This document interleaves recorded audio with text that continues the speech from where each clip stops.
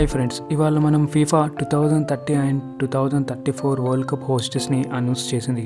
అయితే దీనిపై చాలా క్రిటిసిజం అవుతుంది. సో దీని వెనుక గల కారణం ఏంటి, నిజంగానే ఫీఫా దీనిపై క్రిటిసిజం ఎదుర్కొంటుందా అనే దాని అంశంపై ఇవాళ మనం డిస్కస్ చేద్దాం. So welcome to my channel.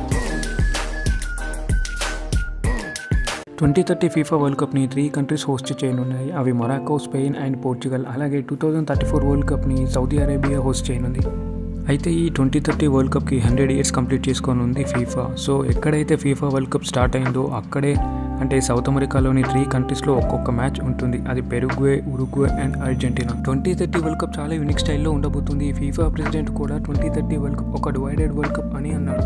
ఇక 2034 world cup Saudi Arabia host చేయనుంది. 2034 వరల్డ్ కప్ వింటర్లో వస్తుంది. అప్పుడు మిడిల్ ఈస్ట్లో టెంపరేచర్ ఇష్యూ ఉంటుంది. అయితే ఇది పాజిటివ్ న్యూస్. ఇక మనం క్రిటిసైజ్ విషయానికి వస్తే 2034 వరల్డ్ కప్ ఎక్కువ క్రిటిసిజంకి టార్గెట్ అవుతుంది. ఇక్కడ ఇంటర్నేషనల్ ఆర్గనైజేషన్ అయిన ఆమ్నెస్టీ ఇంటర్నేషనల్ ఇది హ్యూమన్ రైట్స్ కోసం వర్క్ చేస్తుంది. ఆమ్నెస్టీ హ్యూమన్ రైట్స్ని కన్సర్న్ చేయడానికి గల కారణం వరల్డ్ కప్ని మంచిగా హోస్ట్ చేయడానికి సౌదీ అరేబియా వాళ్ళకి లేబర్స్ కావాలి, కన్స్ట్రక్షన్స్లో కానీ ఇంకా మిగతా ఫీల్డ్స్లో పనిచేయడానికి.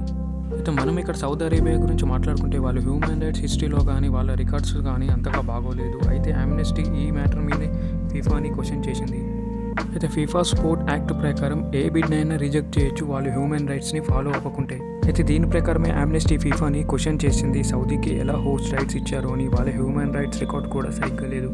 అయితే ఇక్కడ ఫీఫా ఏం చెప్తుంది అంటే ఈ 2 వరల్డ్ కప్స్ చాలా బిగ్ పాజిటివిటీ అండ్ సోషల్ చేంజ్ని తీసుకొస్తుందని ఫీఫా దీన్ని క్లెయిమ్ చేసుకుంటుంది. అయితే ఆమ్నెస్టీ ఈ ఇన్ఫర్మేషన్కి కన్విన్స్ కాలేదు.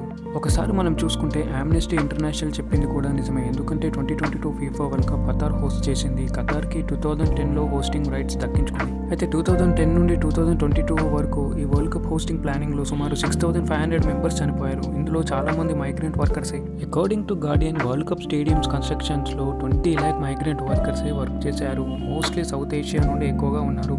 అయితే ఇందులో ఎక్కువ డెత్స్ ఇండియా ఇంకా నేపాల్ నుండే ఉన్నాయి. ఇందులో మన తెలంగాణ నుండి 100 మెంబర్స్ ఉన్నారు. వారికి ఖతార్ నుండి ఏ కంపెన్సేషన్ కూడా దొరకలేదు. అయితే ఇక్కడ 2 విషయాలు ఉన్నాయి. ఖతార్ దీన్ని చాలా వరకు న్యాచురల్ డెత్స్ అని క్లెయిమ్ చేసింది. దీనిపై కూడా చాలా క్వశ్చన్స్ రేజ్ అయ్యాయి. 10 yearsలో ఇన్ని డెత్స్లో 7% ఆఫ్ కేసెస్ సూసైడ్. ఇక్కడ వర్క్ ప్రెషర్ అండ్ టెన్షన్స్ కూడా ఒక కారణం సూసైడ్కి. అయితే 2022 ఫీఫా వరల్డ్ కప్ డెత్స్కి రీజన్ ఆమ్నెస్టీ ఆర్గనైజేషన్ ఏం చెప్పింది అంటే ఇందులో lack of clarity and lack of transparency ఉంది అని. వర్క్లో ఉన్నప్పుడు చనిపోతే కూడా దాన్ని న్యాచురల్ డెత్గా క్లెయిమ్ చేసింది ఖతార్. నేను ఒక చిన్న ఎగ్జాంపుల్ చెప్తాను ఫీఫా ఎందుకు ఇంతలా మనీ వెనుక పరిగెడుతుంది అని. సో అక్కడ జరిగిన ఈ ట్రాజెడీ డెత్స్కి అక్కడి ఆర్గనైజేషన్ కమిటీ డీప్గా రిగ్రెట్ అవుతున్నాం అని ఈ కన్స్ట్రక్షన్లో జరిగిన డెత్స్కి అని ఒక స్టేట్మెంట్ ఇచ్చింది. కానీ ఫీఫా స్పోక్స్ పర్సన్ ఎలాంటి రిగ్రెట్ లేకుండా ఏం స్టేట్మెంట్ ఇచ్చాడు అంటే వేరే ప్రాజెక్ట్స్ కన్స్ట్రక్షన్ డెత్ రేట్ కన్నా ఫీఫా ప్రాజెక్ట్స్లో డెత్ రేట్ తక్కువ అని క్లెయిమ్ చేశాడు. సో ఈ లాస్ట్గా చెప్పొచ్చేది ఏంటంటే ఫీఫా వరల్డ్ కప్ మ్యాచెస్ని మనం ఎంతో అందరం ఎంజాయ్ చేస్తాము. But we should not forget అక్కడ ఎంతోమంది లైఫ్ అండ్ డెత్ మ్యాటర్స్ కూడా ఉన్నాయి. ఖతార్ వరల్డ్ కప్లో నియర్లీ 6500 మైగ్రెంట్ వర్కర్స్ చనిపోయారు. Saudi Arabia human rights record కూడా బాగోలేదు. సో ఈ ఇష్యూ మీదే ఆమ్నెస్టీ ఆర్గనైజేషన్ నేషనల్ హ్యూమన్ రైట్స్కి కన్సర్న్ అయింది. నెక్స్ట్ వీడియోలో ఇంకో టాపిక్ మీద మళ్ళీ కలుద్దాం. Thanks for watching.